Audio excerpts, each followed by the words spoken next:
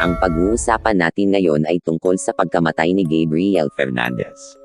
Siya ay ipinanganak noong February 20, 2005. Ang kanyang mga magulang ay sina Pearl Fernandez at Arnold Contreras. Pagkapanganak sa kanya ay iniwan siya ng kanyang ina sa ospital. samantalang ang kanyang ama naman ay nasa kulungan. Kaya ang kanyang tito at kinakasama nito ang nag-alaga sa kanya hanggang siya ay mag-3 taong gulang. Pagkatapos ay napunta naman siya sa kanyang lolo at lola. 6 na buwan bago siya mamatay ay naibalik sa nanay niya ang custody. Sa pagkakataong ito ay hiwalay na ang kanyang magulang at may kinakasama ng iba ang kanyang ina na si Isauro. May 22, 2013 ay tumawag ang kanyang nanay sa 911 at sinabing hindi na humihinga ang kanyang anak. Sumunod naman na tumawag ay ang kanyang stepfather na si Isauro.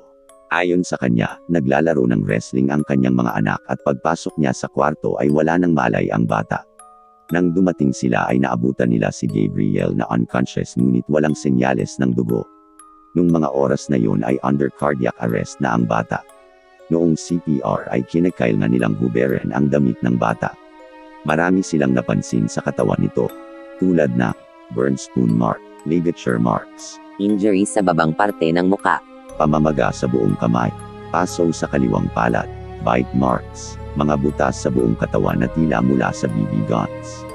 Sa makatuwid ay punong-puno ng sugat ang katawan ng bata, mula ulo hanggang paa. Napansin ng mga roomie spot na tila kalmado ang nanay at stepfather ni Gabriel noong mga panahong iyon. Imbes na sumama sila sa ambulansya na magdadala kay Gabriel, ay mas inalala pa nila ang mga pusang may iwan nila. Isa pang red flag ay habang isinasakay ang bata sa ambulansya, ay tila nagpapaliwanag si Pearl at Isauro sa mga rescuers na si Gabriel ay isang makalat, singgunggaling at iginigiit din nila na bakla ang bata. Dahil sa ipinakita nila ay inimbestigahan sila. Ayon sa doktor na unang sumori kay Gabriel, ay may nakita siyang multiple bilateral rib fractures, meaning may fracture sa parehong side ang rib ng bata from different ages. Ibig sabihin ay hindi ito natamo ng isang pangyayari lamang. Kaya naisip nila na dumaan sa torture ang bata sa kamay ng kanyang ina at stepfather. Ayon din sa autopsy na ginawa ni James Reedy, ay 2 araw bago niya ito natapos sa dami ng natamo nitong sugat sa katawan. Hindi normal para sa isang autopsy dahil kalimitan ay hindi pa Inaabot ng 1 buong araw. First-degree murder ang naisihatol sa stepfather ng bata. First-degree murder ang ipinapataw sa isang suspect kung ang krimeng ginawa ay premeditated o pinagplanuhan, sinadya. Ang second-degree murder naman ay kapag nagawa ang krimen dahil sa bugso ng damdamin o hindi Plinano. Isa pa sa resultang nakita sa autopsy ay nagtamo rin ng bata ng subdural hematoma o pagdurugo sa ulo na maaaring mula sa malakas na pagpalo, pagtama o paghampas sa isang mabigat o matigas na bagay. Ayon din sa autopsy report ni isa sa mga sugat ni Gabriel ay hindi nakatanggap ng anumang medical treatment. May nakita din silang gray sand-like sa tiyan ng bata. At nadiskubring ito ay dumi ng pusa. Tinanong ng mga otoridad ang mga kapatid ni Gabriel, at kinumpirmang pinapakain daw ang bata ng mga dumi ng pusa. Ayon naman sa tiyahin niyang si Elizabeth Carranza, ay ini-report na nila ang pananakit sa bata ng kanyang ina at stepfather sa Department of Children and Family Services at sa mga pulis. Ngunit hindi masyadong Pagtutuunan ng pansin. Minsan ay idinadahilan na lamang ni Pearl na mula sa mga bully na kalaro ni Gabriel ang black eye nito.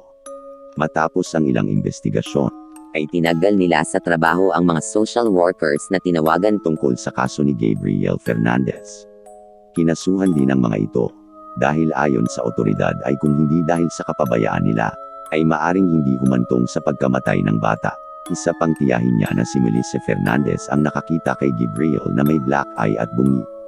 Tinanong niya ang bata kung saan ito nakuha at sinabi nitong ito ay mula sa suntok ng kanyang ina.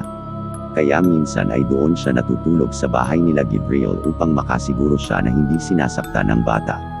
Nag-report din si Pearl na may nakita siyang suicide note mula kay Gabriel. Ngunit kamalaunan ay naisip ng Otoridad na ang suicide note ay maaring kasangkapan lamang ng mag-live-in partner. Upang kung sakaling mapatay nila ang bata ay ito ang idadahilan nila. Isa pa sa mga testigo ay ang teacher ni Gabriel na si Jennifer Garcia. Unang beses niyang nakita si Gabriel ay alam na niyang may kakaiba sa bata dahil tinanong siya agad nito kung normal lang ba daw sa magulang ang saktan ang anak gamit ang belt hanggang magdugo ito. Dahil dito ay ipinaalam niya ang kalagayan ng bata sa mga social workers. November 29, 2012 ay nagulat ang kanyang guro at mga kamag-aral niya. Dahil pumasok siya ng punong-puno ng sugat ang kanyang ulo. Tinanong siya ng kanyang guro kung saan ito nanggaling. Sinabi niyang ito ay galing sa suntok ng kanyang ina. Inamin din niya sa kanyang guro na siya ay binabaril ng BB gun ng kanyang ina. Mula noon ay 13 araw siyang hindi pumasok. Pagpasok niya ay namumula ang kanyang mga mata na halos wala nang makitang puting parte dito. Ang noo niya ay may nakatuklap na balat. Isa sa mga testigo din sa nakakita ng mga sugat ni Gabriel ay ang guard ng DPSS na si Arturo Miranda Martinez. Isang beses ay pumunta si Pearl sa DPSS kasama ang kanyang 4 na anak. Napansin ng guard na ito na puro sugat ang ulo ng bata na tila mula sa paso ng sigarilyo. Mayroon din itong black eye. Hindi siya mapakali kaya sinabi niya sa kanyang kasamahan sa trabaho. Na isa ring social worker ang kanyang nakita. Ngunit tinanggihan niya ito. Dahil halos alas 5 na ng hapon at ayaw raw nilang mag-overtime pa. Noong nasa korte ay mariing niyang itinanggi ito. Tumuwag ang guard sa kanyang supervisor upang manghingi ng payo sa dapat niyang gawin. Ngunit sinabihan siya nito na wag nang i-involve ang sarili sa ganitong klase ng sitwasyon dahil hindi ito Parte ng kanyang trabaho. Sobrang disappointed si Arturo Martinez sa kanyang mga narinig kaya tumawag na lamang siya sa 911. ang sagot sa kanya. Hindi ito emergency call. Kaya sa sheriff siya dapat mag-report ukol dito at iyon na nga lamang ang ginawa niya. Ngayon, ano nga ba ang talagang nangyari ng gabing iyon? Ayon sa kapatid niya ay umuwi siya galing sa paglalato.